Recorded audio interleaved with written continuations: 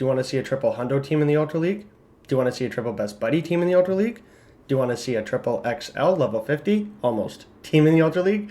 Well, we've got a banger for you. Smash that like and subscribe button. Turn notifications on. I'm Arbor Andy. Welcome to the Arbor League.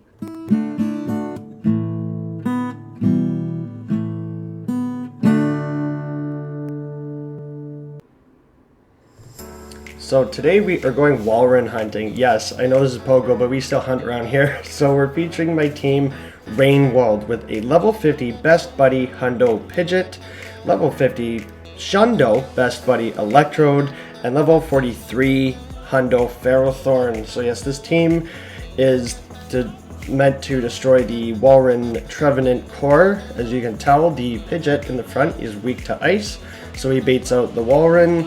It can also destroy the Trevenant, as the grass is weak to the flying, and the normal resists the ghost. Then we've also got the safe switch for SHUNDO Electrode there with foul play.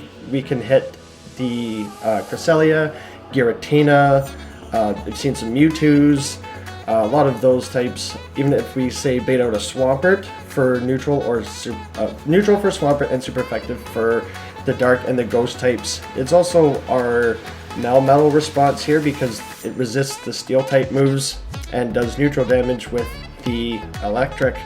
So here we kind of got locked up against our Ferrothorn and metal here, but we're able to switch back into the Pidgeot here. And yeah, this is kind of a bad move, but it ends up working out. I mean, we can lower the attack, or at least get a Brave Bird off. So shields are down. There's no point in lowering the attack because we're just going to have to use another shield, and shields are down now. So going to be Brave Birding the metal there.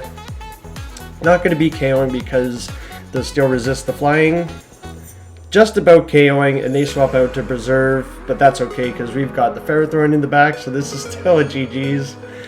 It's basically there's a lot of Talonflame leads with this team too, but at least we can line up our flyers in the front. Because if we swap out to Electrode, they're not going to want to. They're going to swap out, and we're going to lose our alignments here. So, was going to get off this Power Whip here. Not going to be able to get to the Flash Cannon here. Just enough to take out the Togekiss. There's the metal in the back, and we take that win.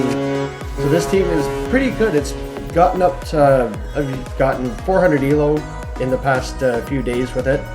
Kind of hovering, a gatekeeping veteran, but it's still an ace with it. Just there's a ton of lag, ton of new glitches. You can't trust what you see anymore.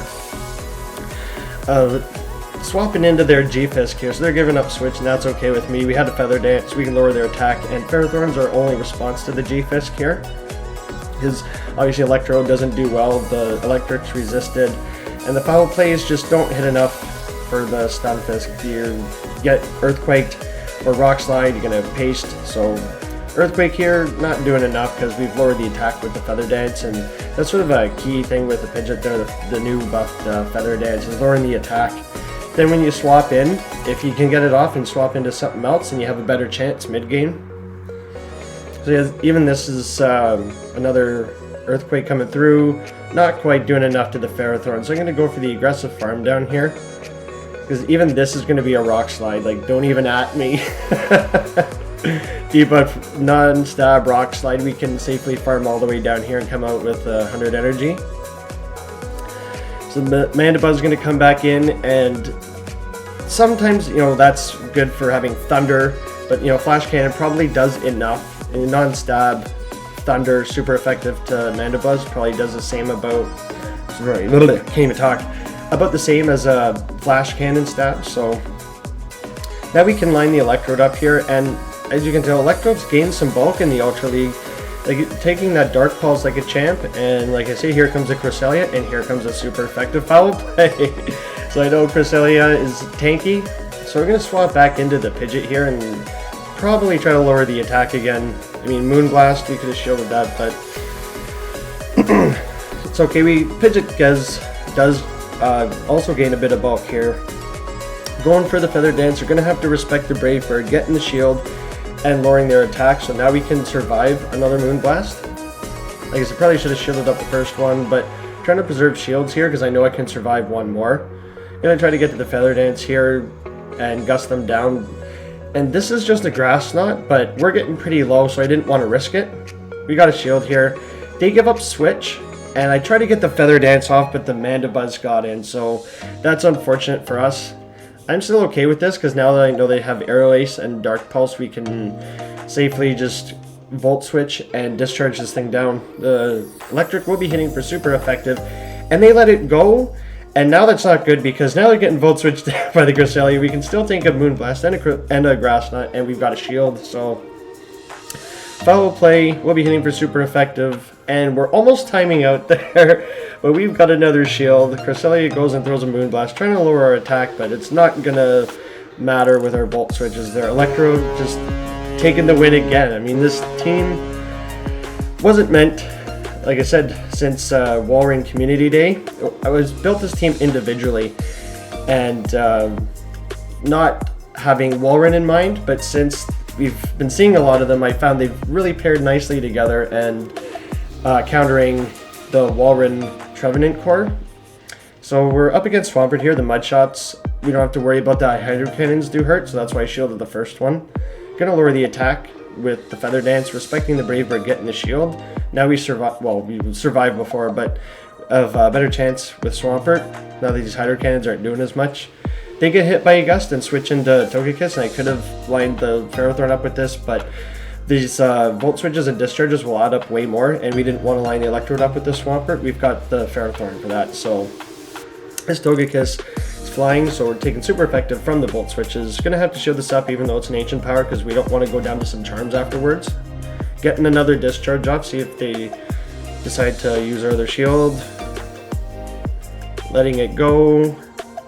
And the other great part about Electrode here is that I don't know if they got greedy there or is a fake CMP tie, but we get the foul play off.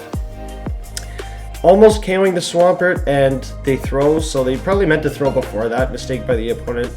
Not realizing that we're not going to get Mud Shot down, and again, we can come in with either or here. Gonna come in with the Ferrothorn, because now that the Swampert isn't debuffed anymore, we don't want to take a Hydro Cannon on Pidgeot. They decide to come in with the Venusaur, and this is exactly why I run Flash Cannon. Because if you run Thunder, then you're sort of walled by Venusaurs. And you get Stab on it, doing about half of Venusaur's health. My goodness, Ferrothorn. And once they see how much the Sludge Bomb doesn't do, and realize that we've still got a Pidgeot in the back, it's good game there. So yeah, this team is just, like I said, it's crazy. It's gotten me up a bunch of elo. It has allowed me to gatekeep Veteran. So erroring out there, not getting some free elo off of that one. But Dupala, we're going up against, for all 10 set of purple, we're going up against Dua Lipa here. So Pidgeot, now this is an awkward match because we're doing super effective to each other. The Ice is doing super effective to our Flying, and the Gusts are doing super effective to their Grass. Gonna show up the first Weather Ball here, because that would have been almost KOing. Gonna get the Feather Dance off, but they get to another one. Getting a Powder Snow through there as we try to tap our charge move. My goodness.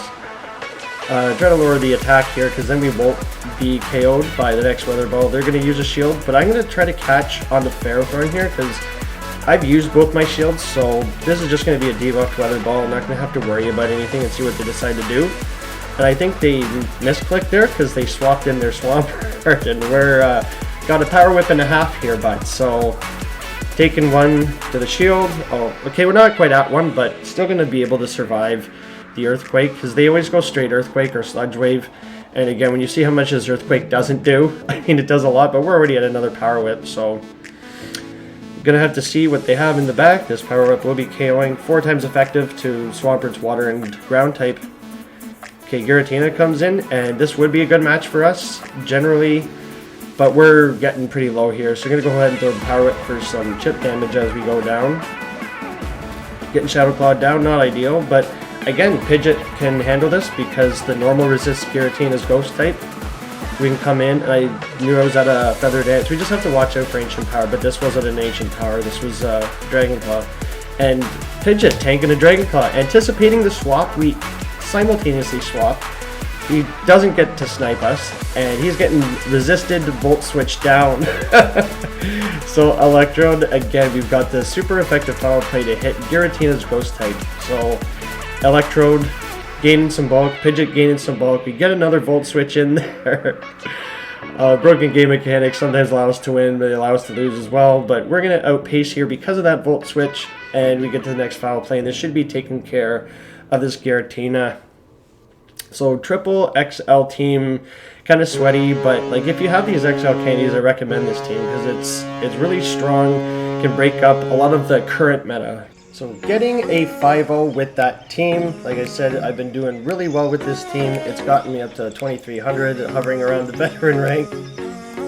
So tell me what you thought of the team. If you liked it, leave a comment. Subscribe if you do enjoy the content because there will be much more like it. I've been Arbor Andy, and I'll see you buds in the next one.